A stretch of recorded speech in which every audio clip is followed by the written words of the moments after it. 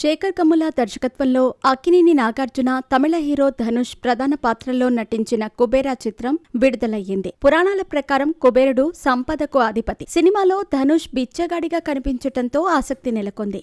ధనవంతుడు, పేదవాడి మధ్య సంఘర్షణే ఈ చిత్ర కథాంశం. డబ్బు, అధికారం చుట్టూ కథ తిరుగుతుంది.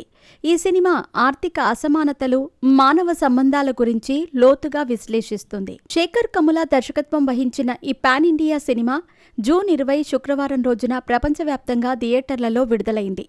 ఇప్పటికే రిలీజ్ అయిన ప్రమోషనల్ కంటెంట్కు ఆడియన్స్ నుంచి మంచి రెస్పాన్స్ వచ్చింది.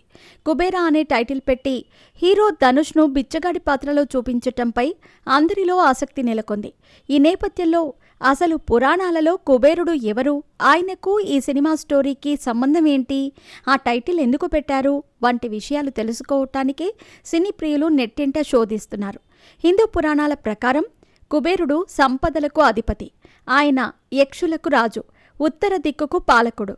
త్రిమూర్తులలో ఒకరైన బ్రహ్మదేవుని మానసపుత్రుడైన పులస్త్యుని మనవడు కుబేరుడు. పులస్త్యుని కుమారుడైన విశ్రవసుకు జన్మించాడు. కుబేరుడికి రావణుడు, కుంభకర్ణుడు, విభీషణుడు సవతి సోదరులు. వీరు విప్రవసువుకు మరో భార్య వల్ల జన్మించారు. కుబేరుడు తన తపస్సుతో బ్రహ్మదేవుడిని మెప్పించి సంపదలకు అధిపతిగా, స్వర్గానికి కోశాధికారిగా వరం పొందుతాడు. కుబేరుడు 1000 సంవత్సరాలు తపస్సు చేయగా బ్రహ్మ ప్రత్యక్షమై వరం కోరుకోమని అడుగుతాడు.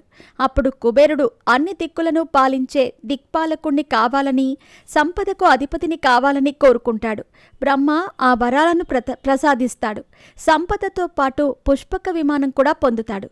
కుబేరుడు తాను పొందిన వరాల గురించి తన తండ్రికి చెప్పి తనకో నగరం నిర్మించమని అడుగుతాడు. విప్రవసుడు దక్షిణ సముద్రంలో లంకా నగరాన్ని నిర్మిస్తాడు. అప్పటి నుండి కుబేరుడు లంకా నగరంలో నివసించాడు. అయితే రావణుడు బ్రహ్మ నుండి మరిన్ని వరాలు పొంది తన సైన్యంతో కుబేరునిపై దండెత్తి లంకా నగరానికి అధిపతి అవుతాడు. రావణుడు లంకను ఆక్రమించుకున్న తర్వాత కుబేరుడు కైలాస పర్వత సమీపంలోని అలకాపురిని తన రాజధానిగా మార్చుకుంటాడు. అలకాపురి సంపదకు, సుఖానికి ప్రతీక.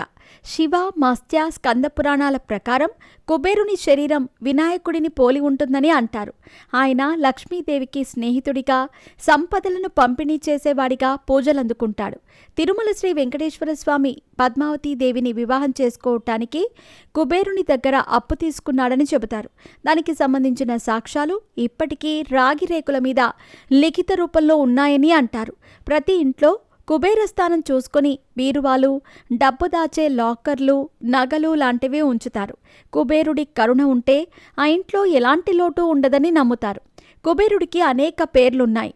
అలకదీప, ధనేశ్వర, ధనపతి, కైలాస నిలయ, నరవాహన, పౌలస్త్య, రాజరాజ, రాక్షసాధిపతి, రాక్షసేశ్వర, వైశ్రావణ, యక్షదీప, యక్షపతి, యక్షరాజు, యక్షాధిపతి వంటి పేర్లతో ఆయన్ను పిలుస్తారు.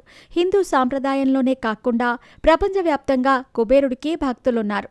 వివిధ దేశాల్లో వివిధ రూపాల్లో ఆయన్ను పూజిస్తూ ఉంటారు. ప్రపంచంలోనే అత్యంత ధనవంతుడైన వ్యక్తికి, వీధుల్లో జీవించే కడు పేదవాడికి మధ్య జరిగే ఘర్షణ, సంఘర్షణే కుబేరా సినిమా ప్రధాన ఇతివృత్తమని తెలుస్తోంది.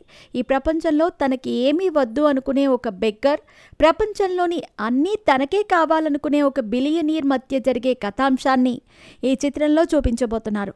కుబేరుడు సంపదకు అధిపతి కాబట్టి ఈ కథంతా సంపద, డబ్బు, అధికారం చుట్టూనే తిరుగుతుంది కనుక కుబేరా అనే టైటిల్ పెట్టారని భావించవచ్చు.